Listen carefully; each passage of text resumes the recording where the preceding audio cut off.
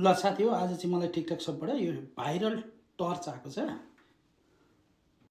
अब यसको मेन फिचरमा चाहिँ यो वाटरप्रुफ भनेको छ हैन। अब हामी हेरौँ, चेक गरौँ वाटरप्रुफ हो कि होइन।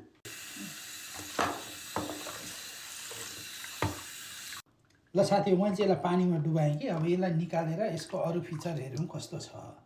यो टर्च लाइटमा चाहिँ विभिन्न मोडहरू छ। यो यस्तो भयो यहाँ हैन। अब यसलाई यो यसो गर्दै जाँदाखेरि यो ठुलो ठुलो ठुलो हुँदै जान्छ। यो फ्लास भइरहेछ, अर्को फ्लास नहुने मोड पनि छ। अब यसमा पनि यस्तो छ। अनि यो भनेको चाहिँ तपाईको